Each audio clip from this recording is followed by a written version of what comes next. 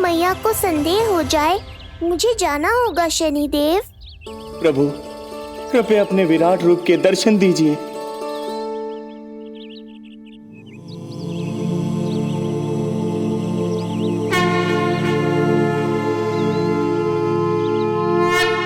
सशंख चक्रम सकिरीट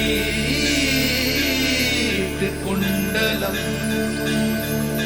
सपीत वस्त्रम सरसीरुहेक्षणम सहार वक्षस्थलशोभिकास्तुभम् नमामि विष्णुं शिरसा चतुर्भुजम्।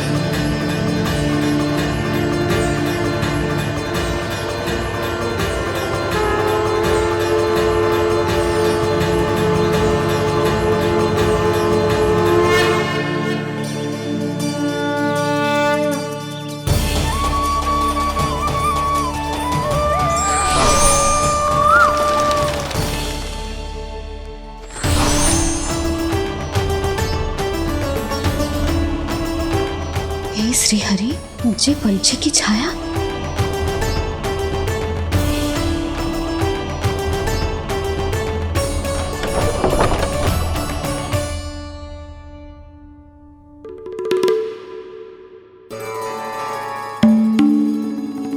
यशोदा, क्या हुआ?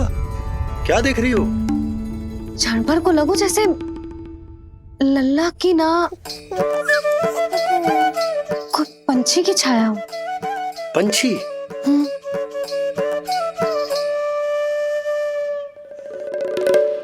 अब ना मुझे तो लग रहा है जो गिलहरी की छाया।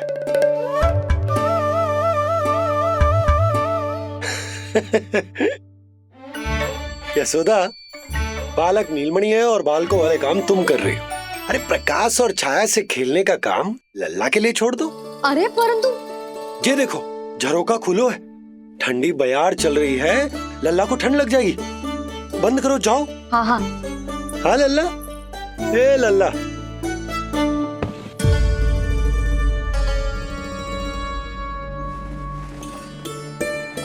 आज सब कितने सज धज के आए थे तुझसे मिलने के लिए, जैसे दीपावली हो।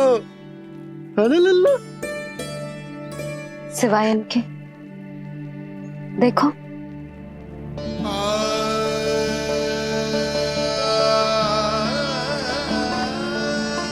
जब से चिच्ची मथुरा से लौटी है, इनका सजना सवरना सब छूट गया है।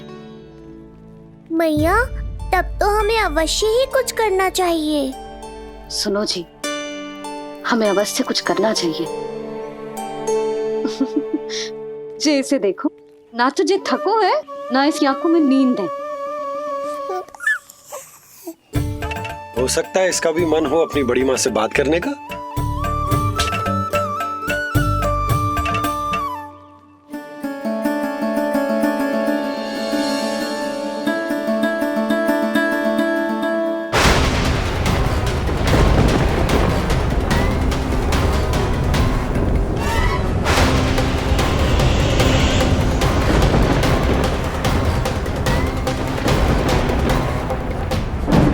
अरे लल्ला, डरने की क्या बात है? बस थोड़ी आंधी तो है।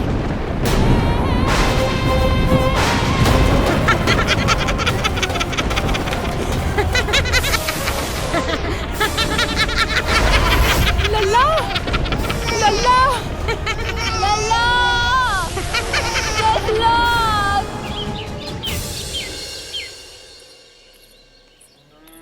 जिज्जी, अरे यशोदा, नंद भैया। चिच्ची, ये नीलमणि के षष्ठी पूजन का उपहार है।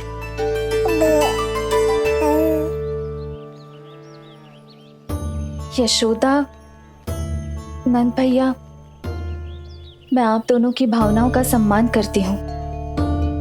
आप दोनों को तो पता है, मेरे हृदय में नीलमणि के प्रति अत्यधिक प्रेम है।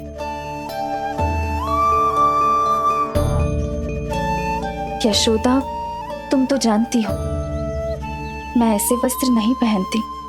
स्त्री का श्रृंगार उसके पति से होता है और मेरे पति तो उस महादुष्ट कंस के कारागार में बंदी है। ऐसे में इस रास रंग का झूठा दिखावा कैसे करूं नंद भैया? अभी समय नहीं हुआ है, इसीलिए विवश हूँ। पर आपका दुख मैं भली भांति समझता हूँ बड़ी माँ। दिन रात ये भय लगा रहता है कि कभी भी उस कंस के सैनिक आएंगे और मेरे पुत्र को मुझसे दूर ले जाएंगे। इस आशंका में मैंने उसका बालपन भी खो दिया है। उस नन्हे से बालक को 4 दीवारों के भीतर बंद करके रखा है मैंने। थोड़ी देर और, बस तेरे बाबा अब भी आते ही होंगे।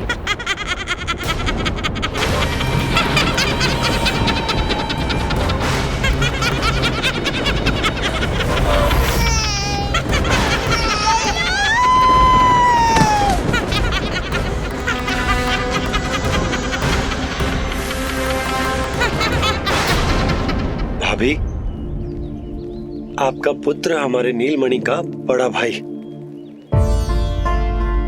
आप उसे खुली हवा में सांस लेने दें। मेरा विश्वास करें, आप दोनों गोकुल में पूरी तरह सुरक्षित हैं। चिच्ची, नारायण के घर देर भले ही है, किंतु अंधेर ना है।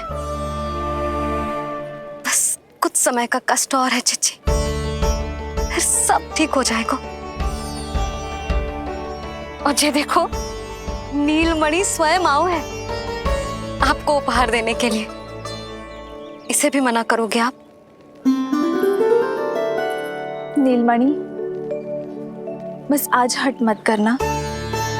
मैं तुम्हारी ताऊ जी से मिलूंगी ना, तब नए वस्त्र गहने सब पहनूंगी, साज श्रृंगार करूंगी, तब पूर्ण अधिकार से देना तुम अपना उपहार। किंतु आज नहीं। बड़ी प्रसन्नता की प्रतीक्षा में छोटी छोटी प्रसन्नताओं को त्यागना नहीं चाहिए बड़ी माँ। जीवन तो परमात्मा का उपहार है, उसे जीना चाहिए। चिच्ची, बड़ी प्रसन्नता की प्रतीक्षा में जीवन की छोटी छोटी प्रसन्नताओं का त्याग ना करना चाहिए। जीवन तो परमात्मा का उपहार है, जीवन तो जीना चाहिए। नंदराज, नंदराज, नंदराज, क्या हुआ? भोला, बंसी, तुम दोनों यहाँ? जी वो उपनंद जी ने कही थी कि आपको वार्षिक कर के बारे में स्मरण करा दूं, इसलिए हम दोनों चले आए। अरे हाँ, नीलमणि के आने की प्रसन्नता में मैं तो भूल ही गया था। अधिक देर होने पर कंस की दृष्टि में आने का संकट। कोई ना, मैं कल मथुरा जाकर कर जमा करा दूं। अरे किंतु कल तो लल्ला का पालना उत्सव है। सुनो जी, शीघ्र ही आना। भैया, हो सके तो अपने भैया और बहन देवकी का समाचार भी पूछ लीजिएगा। जी भाभी। इस बार कछु समस्या नहीं होनी चाहिए। ये बार आज मथुरा से कछु अतिथि आए थे, उन्हें पता चलो है कंस ने राजा वासुदेव और रानी देवकी को कारागार से बाहर निकाल लो है और अपने महल में रख लो है।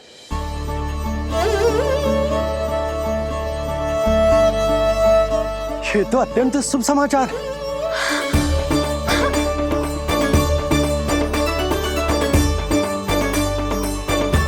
तुमने पहले क्यों ना बताया? हमें लगो आपको पहले ही से पता होगी महाराज।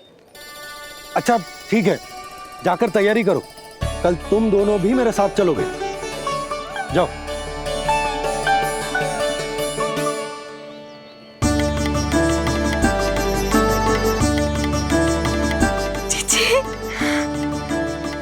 भाभी, यशोदा ने कहा था ना कि नारायण के घर देर अवश्य है, परंतु अंधेर ना है। प्रतीत होता है हमारा नीलमणि सबके लिए सौभाग्य लेकर आया है। सच्ची भाभी, नारायण का वरदान है जे बालक। भाभी, अब हमें चलना चाहिए। और हाँ, कल वसुदेव भैया और देव की भाभी से बिना मिले वापस ना आऊंगा मैं। उन्हें कह दूंगा और बता दूंगा कि कितना स्मरण करते हो आप उन्हें। चिच्ची, शुभ समाचार मिलो है। अब तुझे उपहार स्वीकार करना पड़ेगा। हाँ यशोदा, अत्यंत शुभ समाचार आया है और अपने साथ ही आशा भी लाया है कि अब शीघ्र ही उनसे मिलना संभव होगा।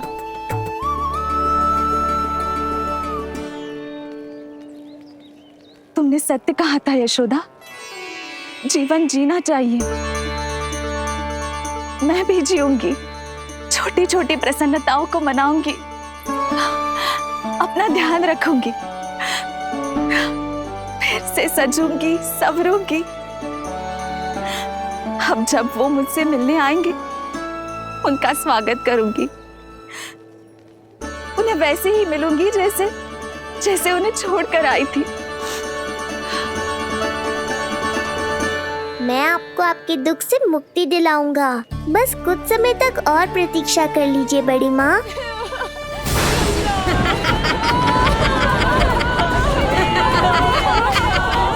कब तक बचेगा शिशु विष्णु? आज नहीं तो कल तू मेरा निवाला अवश्य बन जाएगा। कल तुमसे भेंट होगी पूतना। कहाँ है तू शिशु विष्णु? शीघ्र ही तुझे आहार बनाऊंगी मैं। तुमने बहुत दुष्कर्म कर लिए पूतना। अब तुम्हारे आतंक का अंत करूंगा मैं।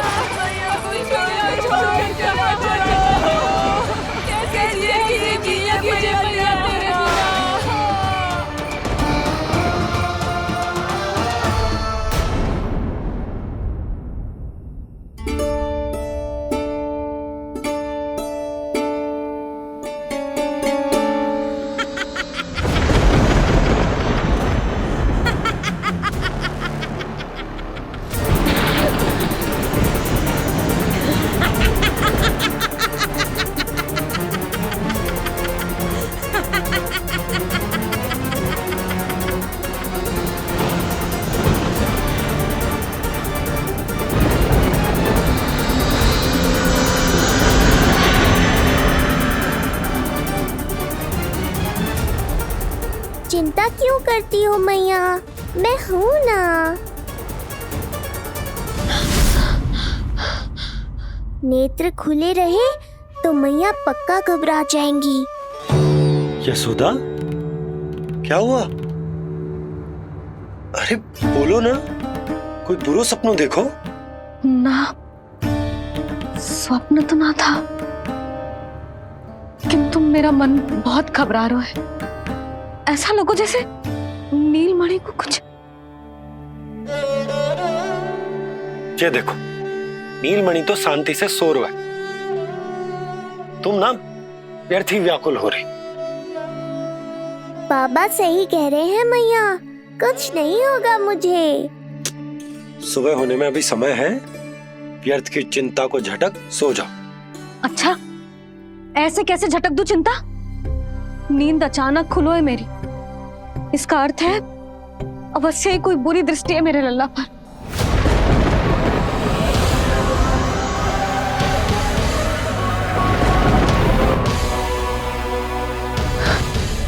आप भी कल जा रहे हो मथुरा?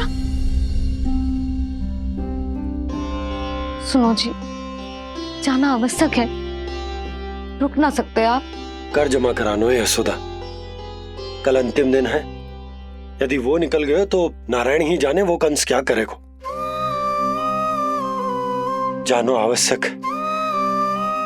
पिछले 6 दिन से नित्य कोई ना कोई कर्मकांड संस्कार चल रहा है, इसीलिए तुम थक गई हो। तनिक विश्राम कर लो, सो जाओ। देखो, नीलमणि भी यही कह रहा है कि मैया मोरी विश्राम कर लो, सो जाओ। कल मेरे पालना उत्सव मनानो है कि ना? सो जाओ।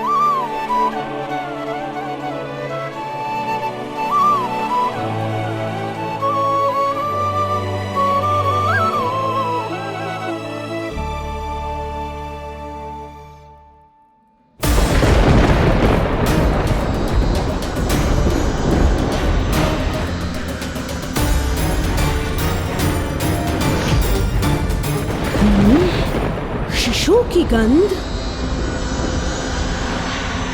पर अब तो भूख भी मिट गई है। एक रात का समय बचा है बालक, जी ले। कल सूर्य की पहली किरण के साथ अंतिम सांस लेगा तू।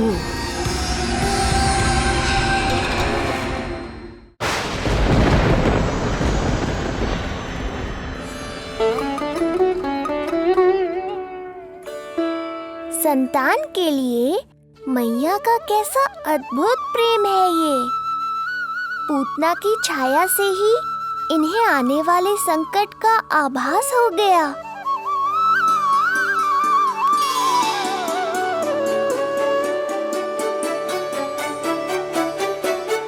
जब कोई बैलगाड़ी से यात्रा करता है तो गाड़ी पर चढ़ते ही सामान की गठरी नीचे रख देता है। उसे पूरे समय अपने सिर पे ढोते हुए यात्रा नहीं करता। उसी प्रकार आप भी अपनी चिंता की गठरी मुझे सौंप दो मैया, मैं सब संभाल लूंगा। जैसे आप थपकी देकर मुझे सुलाती हो, वैसे ही आज मैं आपको सुलाऊंगा।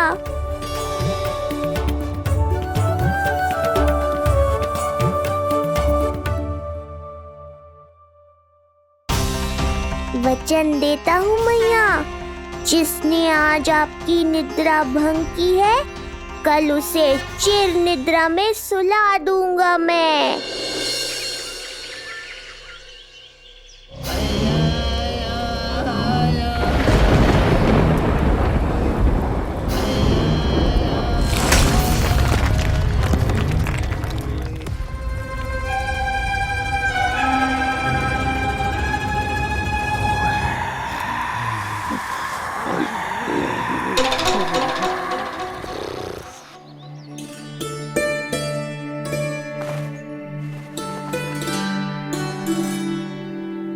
गाड़ी तैयार है नंदराज जी।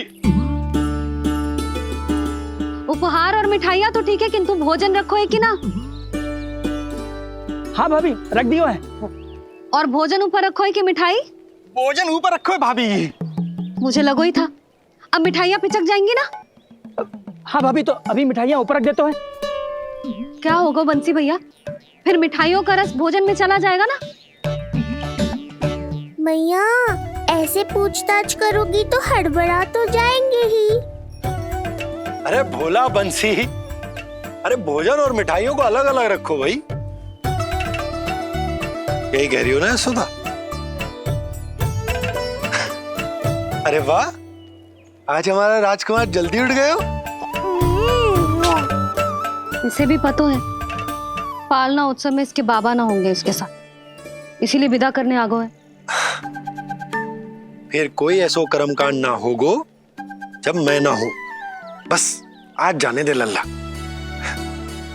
सबको जाकर अपने हाथों से मिठाइयां भेंट करूंगा और सबको बताऊंगा कि इतना सुंदर, इतना प्यारा लल्ला का बाबा बन गया मैं।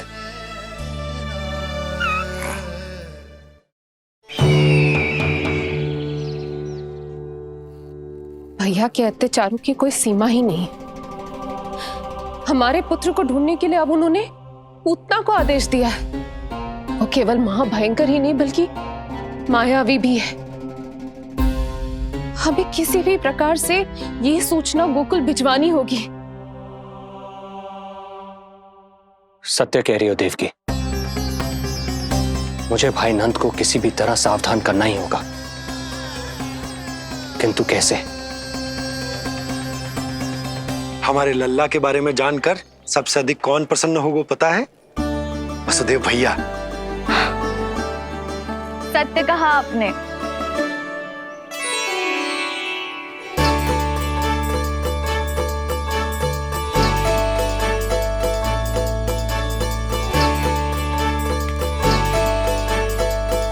बड़ी माँ, नए वस्त्रों में ये हुई ना बात।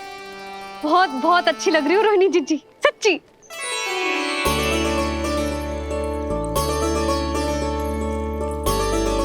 आपने जीवन में फिर से रुचि लेना आरंभ कर दियो है, ये जानकर वसुदेव भैया की प्रसन्नता दुगनी हो जाएगी।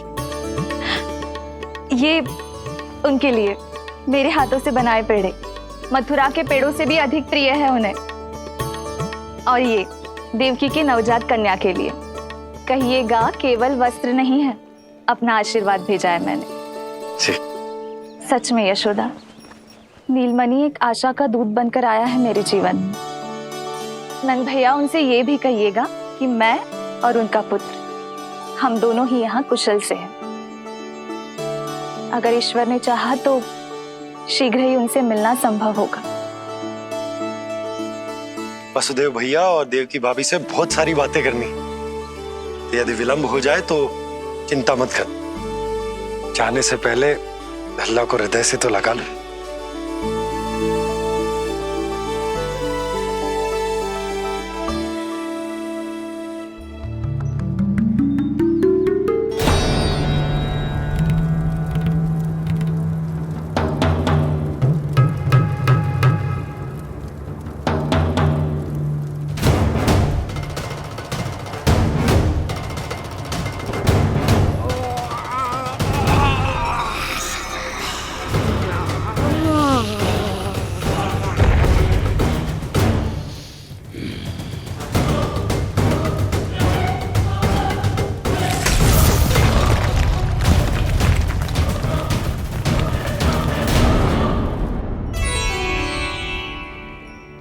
कछु विचित्र सो क्यों लग रहा है मुझे?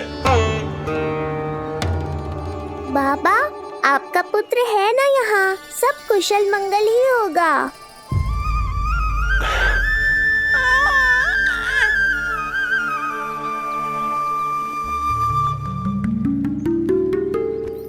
चलता हूँ।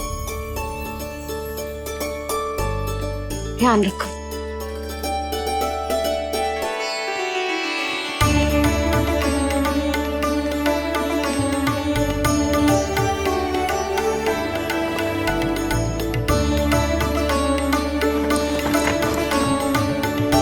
जय राम जी की।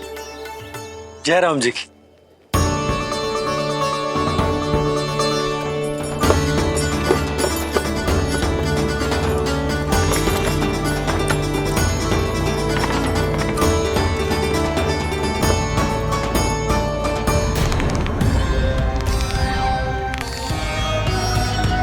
कहाँ से आरंभ करूं आज?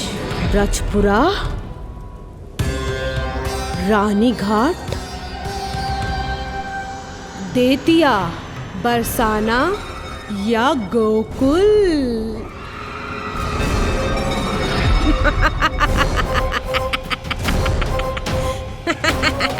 यही तो चाहता था मैं कि तुम यहाँ आओ।